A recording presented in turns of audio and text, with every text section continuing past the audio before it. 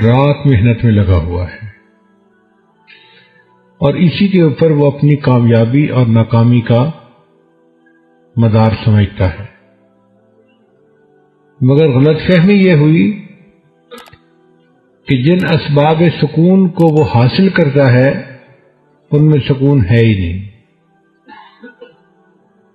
وہ یہ سمجھتا ہے کہ اگر مجھے مال مل گیا سکون مل جائے گا، اگر مجھے اچھی بیوی مل گئی تو سکون مل جائے گا، اگر مجھے بڑی زمین کا ٹکڑا مل گیا تو سکون مل جائے گا، اگر حکومت کے اختیارات مل گئے تو سکون مل جائے گا.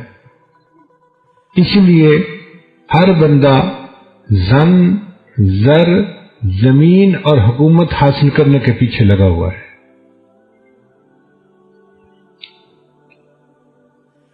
مگر اس سب کے باوجود ان کو دلی سکون نہیں ملتا، اس لیے کہ جن چیزوں میں وہ سکون تلاش کرتے پھر رہے ہیں ان چیزوں میں سکون ہے ہی نہیں.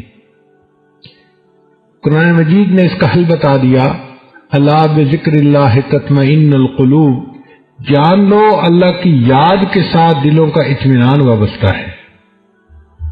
نہ دنیا سے، نہ دولت سے، نہ گھر آباد کرنے سے، سکون دل تو ملتا ہے خدا کو یاد کرنے سے.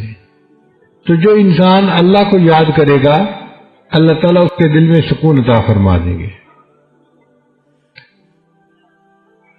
کچھ سواد نہ مصری اندر تے کھنڈا بھی چکھ ڈٹھیاں، ہمارے علاقائی زبان کا شعر ہے، اس کا میں ترجمہ کر دوں گا.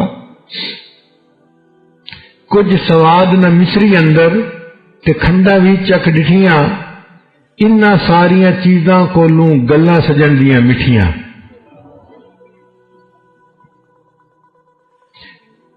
کہ مصری بھی ہم نے کھائی مگر اس کو ہم نے مزیدار نہیں پایا، چینی بھی کھائی تو اس میں وہ مزہ نہیں آیا جو مزہ ہمیں اپنے محبوب کی باتوں کو سننے میں آیا ہے. اس لیے اللہ تعالیٰ ارشاد فرماتے ہیں، یا ایھا الذین آمنوا اذکروا اللہ ذکرا کثیرا، اے ایمان والو اللہ کا ذکر کثرت کے ساتھ کرو. عجیب بات ہے کہ بندہ اللہ کا ذکر کرتا ہے، اللہ تعالیٰ بندے کا ذکر کرتے ہیں. فرمایا فاذکرونی اذکرکم، تم مجھے یاد کرو میں تمہیں یاد کروں گا. اب اس کا مطلب یہ نہیں ہے کہ ہم کہیں گے اللہ اللہ اللہ اور اللہ تعالیٰ کہیں گے بندہ بندہ بندہ، نہیں. یاد کرنے کا اپنا اپنا مفہوم ہوتا ہے. اس کی مثال یوں سمجھیں کہ آپ کے بیٹے نے کسی بڑے افسر کو انٹرویو دینا ہے اور وہ افسر آپ کا دوست ہے. آپ اس کو فون کر کے کہتے ہیں کہ جی میرا بیٹا آپ کے پاس آئے گا انٹرویو کے لیے، آپ پلیز اس کو سلیکٹ کر لینا. وہ کہتا ہے بہت اچھا، وعدہ کر لیتا ہے. اب انٹرویو سے ایک دن پہلے آپ اپنے دوست کو پھر فون کر کے کہتے ہیں کہ جی میں نے بیٹے کی بات آپ سے کی تھی، ذرا میرے بیٹے کو یاد رکھنا. اس کا کیا معنی ہے میرے بیٹے کو یاد رکھنا؟ کہ جب آپ فیصلہ کرنے لگیں تو میرے بیٹے کے حق میں فیصلہ کرنا، اس کی مدد کرنا، اس کے ساتھ نرمی کا معاملہ کرنا. تو افسر کا یاد کرنا یہ کہلاتا ہے. اسی طرح ہم کہتے ہیں اللہ اللہ اللہ، یہ ہم نے اللہ کو یاد کیا. اور اللہ بندے کو کیسے یاد کرتے ہیں کہ اللہ جب بندے کے اوپر حالات بھیجتے ہیں تو نرمی کا معاملہ کرتے ہیں، اپنے بندے کی مدد فرما دیتے ہیں. یہ اللہ اپنے بندے کو یاد کر رہے ہوتے ہیں. اے میرے بندے تو مجھے معذرت کے ساتھ یاد کرنا، میں تجھے مغفرت کے ساتھ یاد کروں گا. اے میرے بندے تو اطاعت کے ذریعے مجھے یاد کرنا، میں عنایت کے ذریعے تجھے یاد کروں گا. قرآن مجید میں انہی لوگوں کو جو کثرت سے ذکر کرتے ہیں اولو الالباب، عقل مند لوگ کہا گیا کہ جو اللہ کو کثرت سے یاد کرنے والے لوگ ہیں یہ عقل مند لوگ ہیں.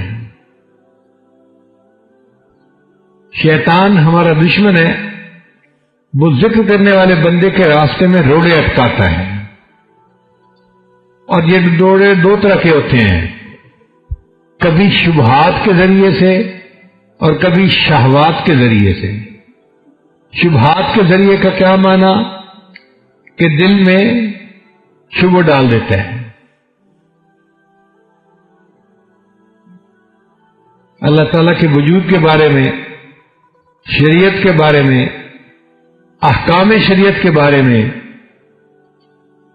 اور یہ چیز اس بندے کو کفر تک پہنچا دیتی ہے.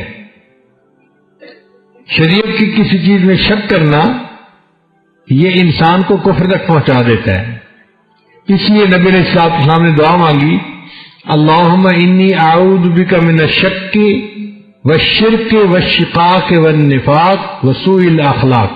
یعنی شرک جو اتنا بڑا گناہ ہے، اس سے پہلے اللہ کے حبیب صلی اللہ علیہ وسلم نے شک سے پناہ مانگی اللہ کی، کیونکہ یہ شک انسان کو برباد کر دیتا ہے. تو شیطان شبہات کے ذریعے سے، شکوک کے ذریعے سے انسان کو برباد کرتا ہے. بدل دے دل کی دنیا، دل بدل دے،